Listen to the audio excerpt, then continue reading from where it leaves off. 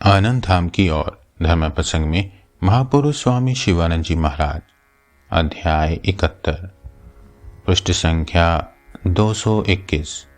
बेलूर मठ, रविवार 11 मई 1930।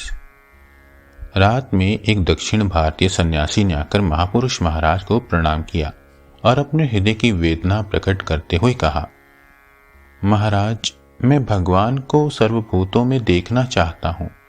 वह कैसे संभव हो सकता है? कृपा करके आप मुझे बतलाइए। महापुरुष जी, बच्चा, पहले अपने हृदय में भगवान के दर्शन करने होंगे। अंतर में उनके दर्शन हुए बिना बाहर सर्वभूतों में उनके दर्शन कैसे संभव हैं? आत्मानुभूति में पूर्ण दृढ़ भाव से प्रतिष्ठित होने पर अंदर बाहर सर्वत्र उनके दर्शन होते हैं। तभी सर्वम ब्रह्ममयम जगत, यह अवस्था प्राप्त होती है। सन्यासी, सत्य भाषण, सर्वभूतों के प्रति दया और प्रेम, निर्विकार चित्त से सब दुख सहना इत्यादि नैतिक गुणों को जीवन में ढाल लेने पर क्या उस अवस्था में पहुंचा जा सकता है? महापुरुष जी, हाँ, नैतिक चरित्र के गठन से चित्त शुद्ध होता है और उसी शुद्ध चित्त से धीरे धीरे भगवत भाव का स्वर्ण होता है। किंतु केवल उत्तम नैतिक चरित्र होने से ही भगवत दर्शन होगा, ऐसो तो मैं नहीं जानता। निरंतर उनका ध्यान करते रहने पर भी कृपा करके भक्त के हृदय में प्रकट होते हैं।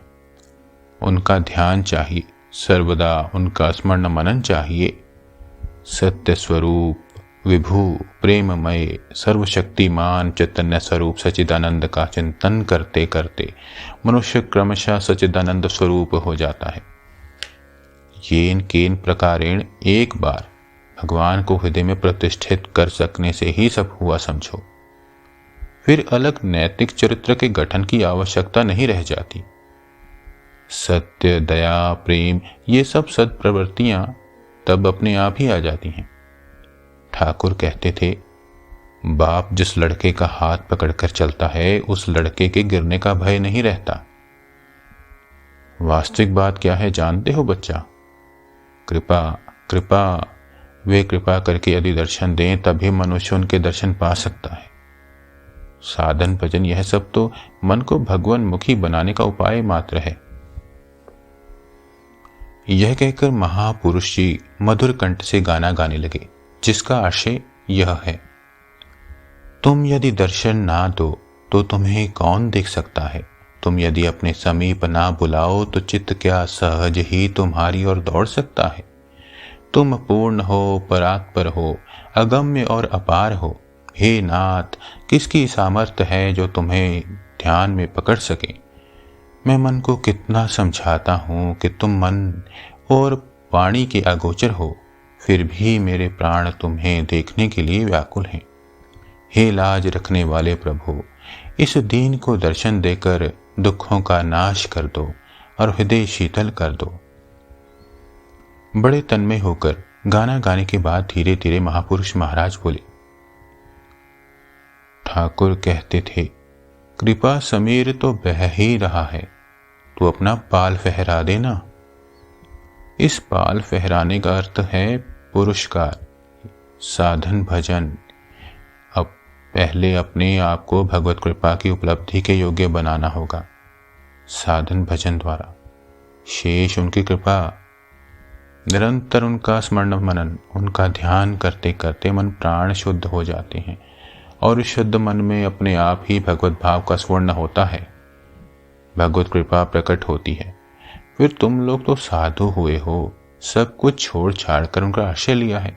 भगवान का लाभ करना ही तुम लोगों के जीवन का एकमात्र लक्ष्य है। तुम लोगों को तो सब समय उन्हें लेकर ही रहना होगा।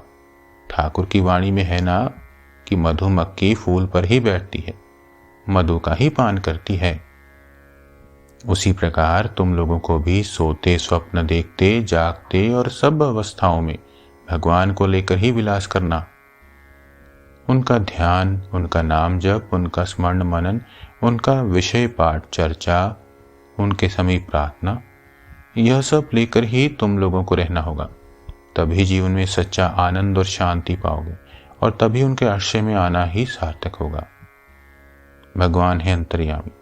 जहाँ आंतरिक व्याकुलता होती है वहाँ उनकी कृपा भी होती है। उनके राज्य में अंधेर अन्याय नहीं है। ओम श्री राम कृष्णार्पणमस्तु।